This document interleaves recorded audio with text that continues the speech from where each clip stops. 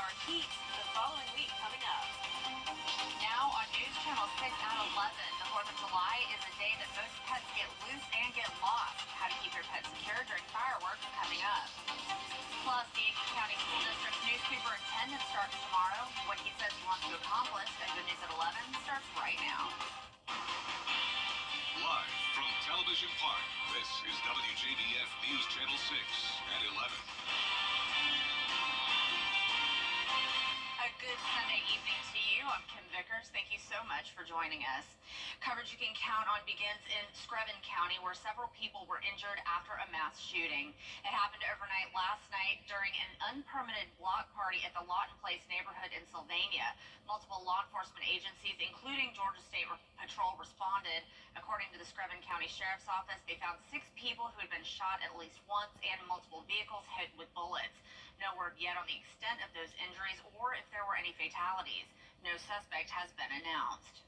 And we have an update on the recent shooting that took place in Richmond County on Friday morning. The coroner's office identified the victim as 30-year-old Mark Whitehead of Druid Park Avenue. Whitehead was found with at least 1 gunshot wound in the parking lot of a business on 15th Street. He was pronounced dead on the scene. An Emmanuel County man is in jail after a search warrant for his home and commercial properties.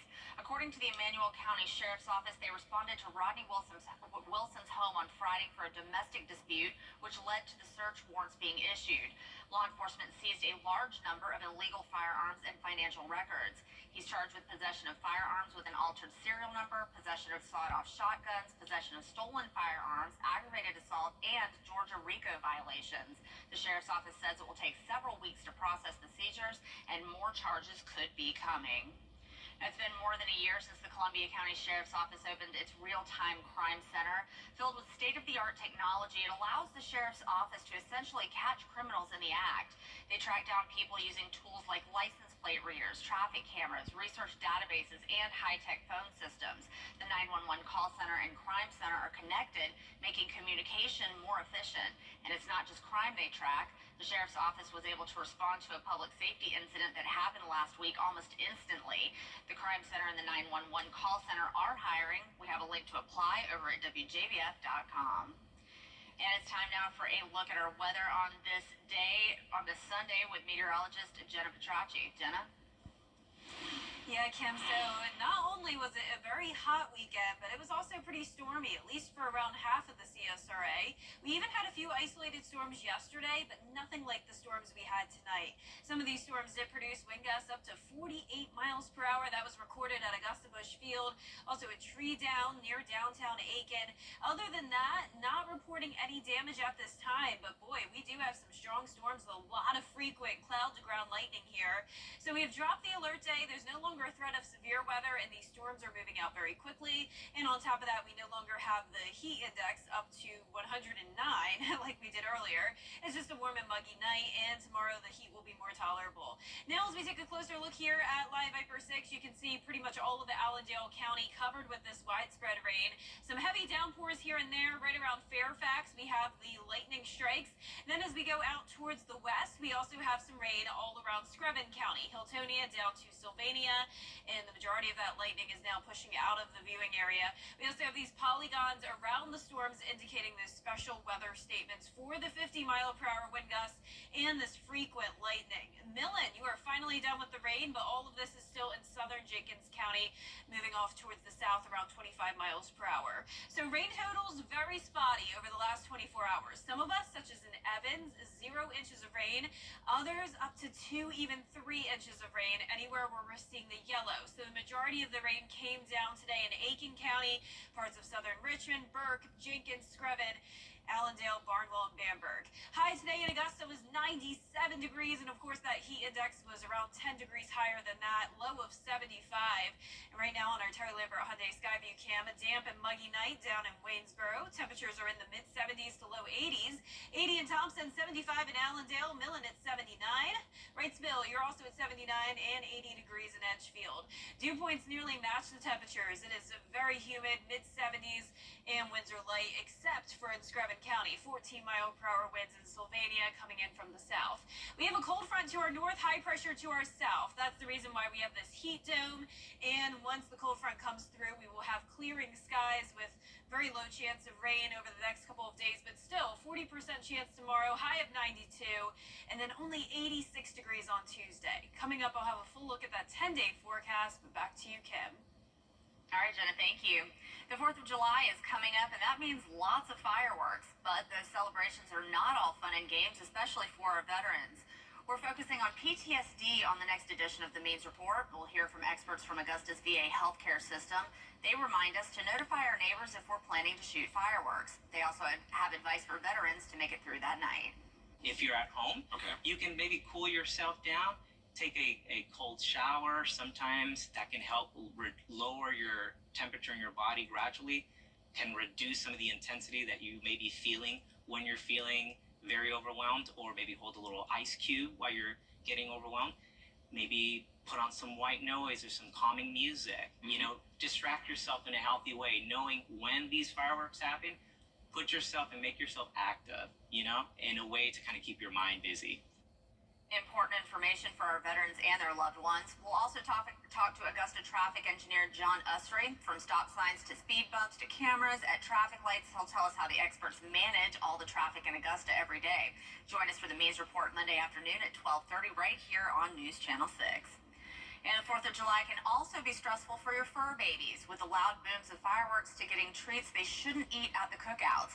Allison Gens shares tips on how you can keep your pets safe this Independence Day. There's a lot of loud noises from fireworks. There's a lot of commotion with parties and cookouts, and it can scare them. Jessica Geringer with the Humane Society of Greater Dayton says the 4th of July is one of the top days pets get loose or even lost. That's why she says it's best to avoid the fireworks and try to comfort your furry friend instead. Keep them at home and keep them in a safe and secure room. Maybe even put on some calming music that kind of drowns out some of those booms and loud noises. And while you enjoy your 4th of July cookout, you'll want to ignore those puppy dog eyes. Geringer says the food on your plate can cause digestive upset for your pet if they're not used to it. And some foods like onions, avocados, and grapes are toxic to animals. Geringer also says keep your pets away from alcohol, and the leftover cob from your corn is not a safe chew toy. Avoid the big vet bills and just feed your pets their normal food, and if you want to give them a treat that day, give them a treat that you know is safe for them. And the biggest advice the Dayton Humane Society has this 4th of July, make sure your pets have multiple forms of identification. That includes putting your contact information on their collar and getting your pet microchipped. If your animal comes into a shelter or into a vet's office, the first thing any of us do is scan it for a microchip.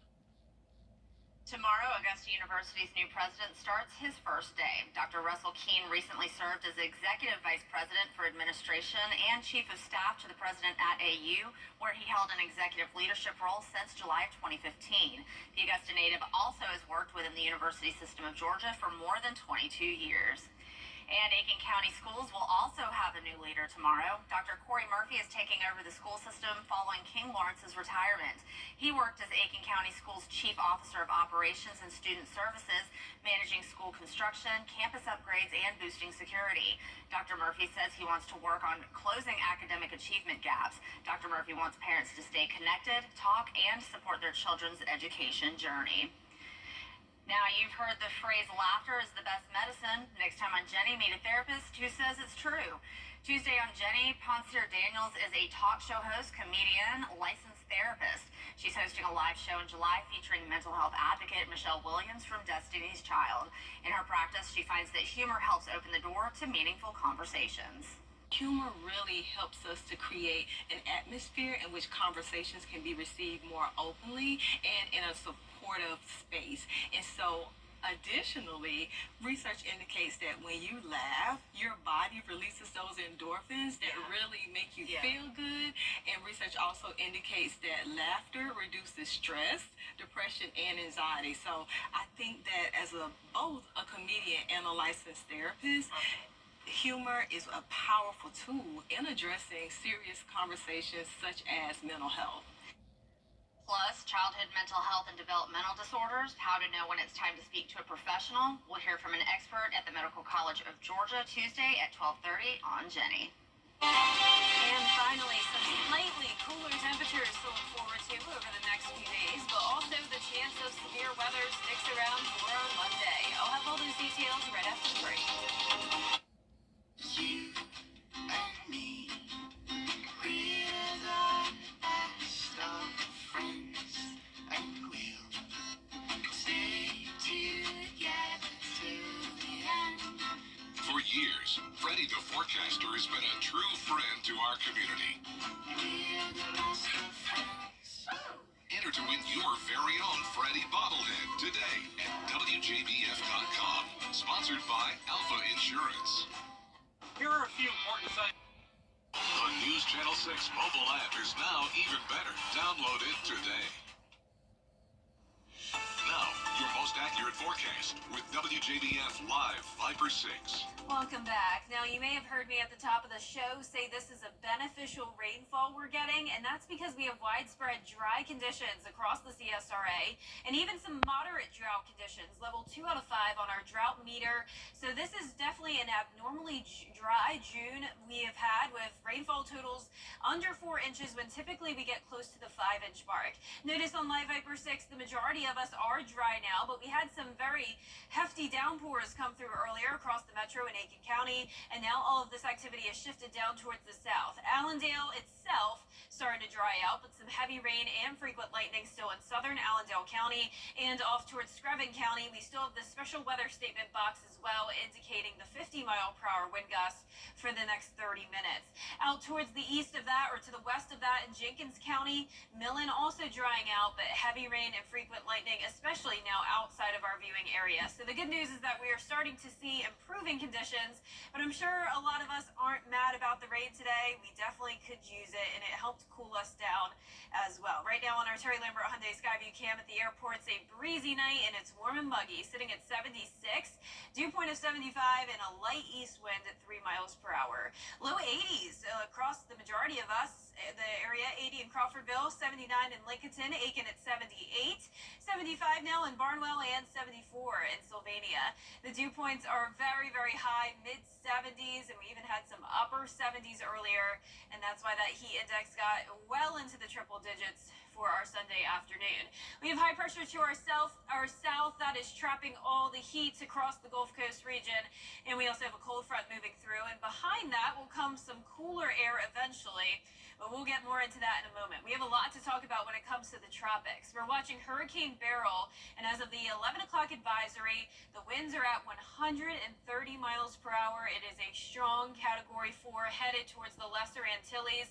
You can see the track here takes it all the way through the Caribbean as a major hurricane, keeping that Cat 3 status through Wednesday morning, eventually moving towards the Yucatan Peninsula, weakening down to a tropical storm as it moves over the mountainous terrain, but a very long lifespan on this storm, and it has broken 3 records as of today. The first June major hurricane east of the Lesser Antilles, the strongest June hurricane on record, and the earliest Category 4 hurricane on record in the Atlantic. Before that, it was Hurricane Dennis back in 2005, and that happened on July 8th. So it's definitely it's definitely unusual for us to have such a strong storm this early into hurricane season. On top of that, we have another storm. This was actually Tropical Depression 3 just a moment ago. Looks like it's now Tropical Storm Chris as of the 11 o'clock advisory. 40-mile-per-hour winds, and you can see, fortunately, the track of Chris is not very long. It moves right into Mexico, makes landfall, and then becomes a depression. Our banner is missing, of course, because it just became Tropical Storm Chris. So I'm just now seeing this for the first time as well. We also have another disturbance that kind of confusing, but it is right over the same path that Beryl has taken. So unfortunate news for the island chain here. There is likely going to be at least another depression moving in this week. Tomorrow we'll start out in the mid-70s, climb into the low 90s, storms in the afternoon, heat index of 99 tomorrow, so much lower, but the temperatures do climb later on in the week. The rest of tonight, the rain is pretty much done. We'll have a dry start to our Monday morning, and then as we go into Monday afternoon, the storms begin to fire up once again. Going to be very isolated, not widespread coverage, but still some beneficial rain for us. Also, marginal risk of severe weather tomorrow afternoon with the high wind threat, so we'll keep a close eye on that. Lows tonight will be in the mid-70s. Highs tomorrow will be in the low 90s, near average, so finally cooling down just a tad. Only 86 for Tuesday, lower humidity and lower rain chances, and then heating up on the 4th of July, back to 96, and that heat index will be well over 100 once again. Well, it's summer. Yeah, it definitely is. The storms, the heat, very typical. Very typical. Thanks, Jenna. The Your Hometown Road Trip team is getting ready to celebrate the 4th of July in a big way. First, they'll be stopping by for a history lesson at the Augusta Museum of History. Then, they'll be training for the WJBF 4th of July hot dog eating contest. They met up with amateur competitive eater William Lyon for advice and talked to him about his journey. I have a big appetite. Yeah. My wife has seen me eat, and one year I just kind of wanted to see what would happen if I think what I've said many times is what would happen if I just let the dog off the leash. And it wound up being a lot of food. You can catch the WJBF hot dog eating contest on this week's episode of Your Hometown Road Trip on Wednesday at 12:30 on News Channel 6. Coming up, final Pride Month celebrations across the nation. We have the breakdown when we return. Are you ready for it? It's Weiberger's huge 4th of July sale going on right now. It's bigger than ever. More top quality, famous name brand furniture and accessories at sale prices way too low to mention. Save store-wide dining room, bedroom, mattresses, living room, home office, rugs, and accessories. All up to 50% off. No minimum purchase required. Can you save big during the 4th of July sale going on at Weinberger's Furniture? Yes, you can. News Channel 6.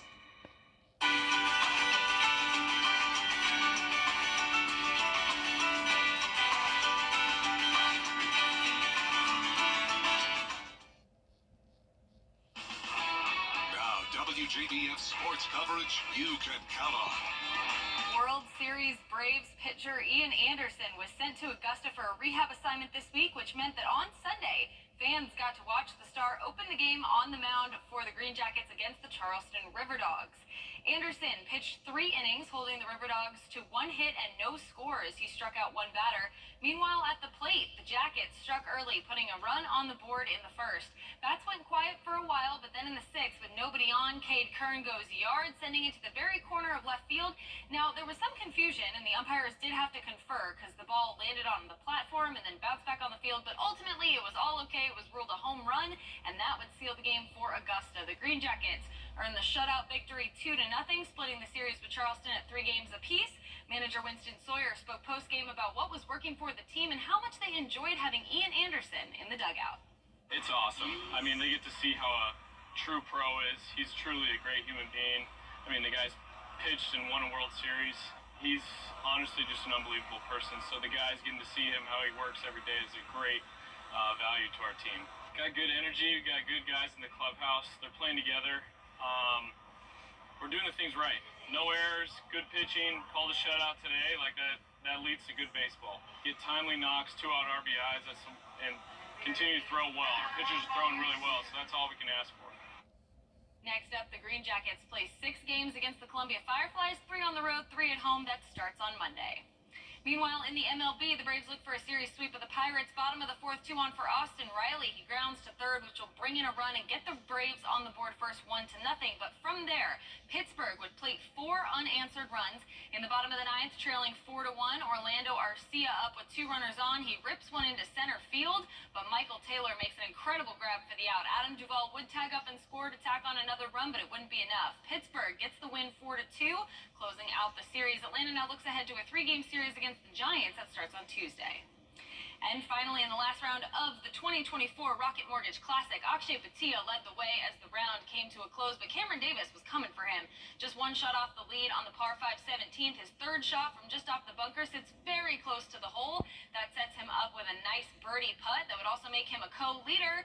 He sinks it, finishing 18 under for the tournament, and now waiting for Bhatia. Over on the par 4 18th, Akshay Bhatia has 2 shots to go into a playoff. His birdie putt for the win comes up well short, so now he needs a par putt to head to a playoff. Davis staying warm, watching Batia. Batia needs this putt to stay in it. Oh, it breaks hard, just lips out. Batia cannot believe it. He makes bogey on the last hole, drops to 17 under for the tournament, so that gives Cam Davis the win at 18 under. His second victory on tour, both coming at the Rocket Mortgage Classic. So, let's get a quick visual of the leaderboard here. This was a very close race. Behind Davis was a four-way tie for second between Davis Thompson, Aaron Rai, Akshay Bhatia, who we mentioned, and then Minwoo Lee as well. Behind them was a four-way tie for sixth, which puts 8 golfers, all within 3 shots of the lead. Finally, last year's winner, Ricky Fowler, slipped down the board after shooting 2 over in the final round. He finished in 31st, but at the top of the board, it was a nail-biter for sure. A huge congrats to Cam Davis, the winner of the 2024 Rocket Mortgage Classic. That does it for sports. We'll be right back. At Tile Center, our highly trained design professionals will discuss your ideas and provide helpful suggestions to help you create that dream room from beginning to end. Our goal is to provide excellent customer service that instills confidence in our clients about the quality of products you select for your home. Come see why for yourself at any of our locations at Tile Center or online at tilecenter.com. Your tile and stone experts. Those are technical. and me. We're the best of.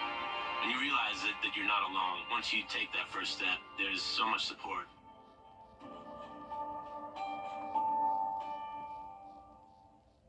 You and me.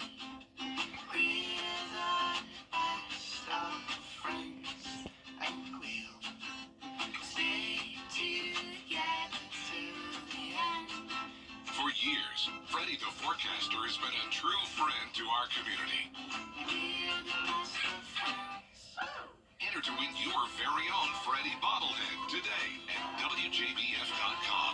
Sponsored by Alpha Insurance.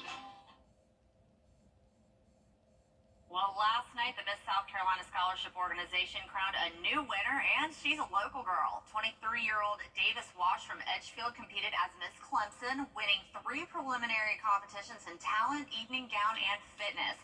Wash, a graduate of Wardlaw Academy in Johnston, will go on to compete in the Miss America pageant later this year. So congratulations to her. So exciting, local girl. Beautiful. Well done. Yes, Stunning. congratulations. Wow. Well, it was certainly very hot this weekend, and we had some storms. The heat is sticking around, but it will be a bit cooler. High of 92 tomorrow, so back to that typical summertime heat. The humidity will only make it feel more so around 99, so we'll take that compared to 109 like we had today. A 40% chance of rain and storms tomorrow afternoon. Some of those storms could be strong to severe. We'll also go down to 86 on Tuesday, much cooler. Then right back up to 96 on the 4th of July, and then 99 Friday and next weekend. 109 is horrifying. I know, it felt like it today. Well, that's all we've got for now. Thank you so much for watching. Make sure to join our morning team for Good Morning Augusta at 4:30 a.m.